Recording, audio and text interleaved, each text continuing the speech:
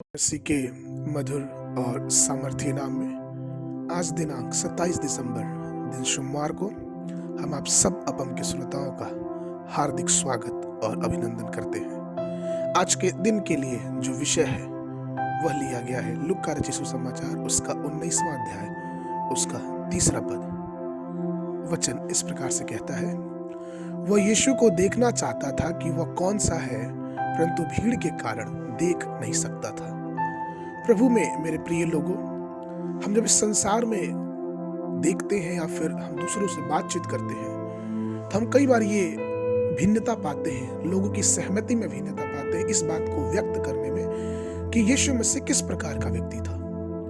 कई लोग उसे एक अच्छा अध्यापक मानते हैं, कई लोग उसे ये बोलते हैं कि हाँ वो एक शुद्ध आत्मा से परिपूर्ण व्यक्ति था, कई लोग उसे साधारण व्यक्ति मानते हैं और कई तरह के विचार हम यीशु मसीह के बारे में देखते हैं इस संसार में। लेकिन अगर हम एक एक करके उन सारे विचारों को ध्यान दें तो हम यहाँ पढ़ते हैं तो हमें पता चलता है कि जो जक्कई था वो भी ये देखना चाह रहा था कि वो कौन है, वो कैसा दिखता है, वो क्या इतना नाम है, उसने क्या कर दिया कि इतना नाम उसका है।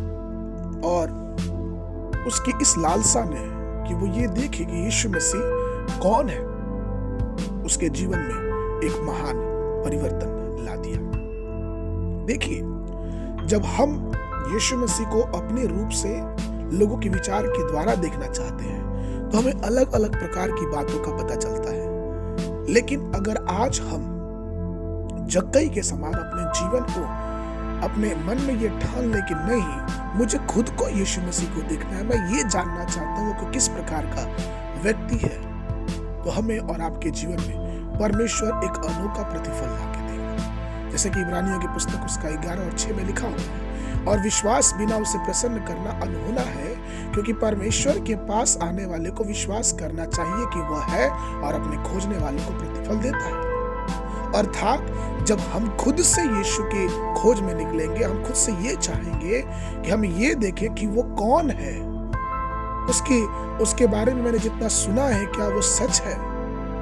अगर हम खुद के विचार से यीशु को देखना चाहते हैं, यीशु के विषय में सोचना चाहते हैं और हमें और भी जितना जानना, अगर हम खुद यीशु से मिलेंगे तब हम उसे और भी अच्छी तरह से, और भी गहराई से, और भी अच्छी माध्यम से उसको जान सकते हैं। और उसका तरीका सिर्फ ये है कि हम उस पर विश्वास करके उसको खोजें, हम उस पर विश्वास करके उसके पास आए, क्योंकि यही एक प्रतिफल का जड़ है।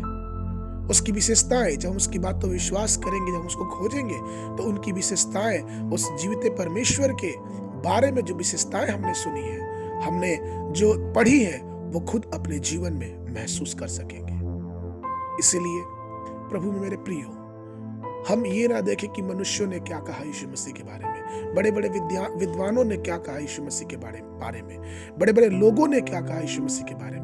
लेकिन अगर हम ये जानना चाहते हैं कि यीशु मसीह कौन है, वो कैसा व्यक्तित्व रखता है, वो कौन है, तो आइए विश्वास के साथ उसके पास चलें, क्योंकि तब हम उसकी असली जो परमेश्वर की शक्ति है, जो सामर्थ्य, उसको अपने जीवन में महसूस करेंगे।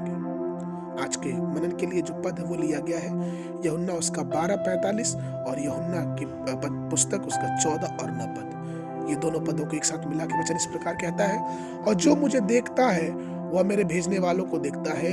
यीशु ने उससे कहा, हे फिलिप्पुस, मैं इतने दिनों से तुम्हारे साथ हूँ, क्या तू मुझे नहीं जानता? जिसने मुझे भेजा जिसने मुझे देखा उसने पिता को देखा, इसलिए तू क्यों कर कहता है कि मुझे पिता को दिखा। परमेश्वर आप सबको आशीष देने पाए।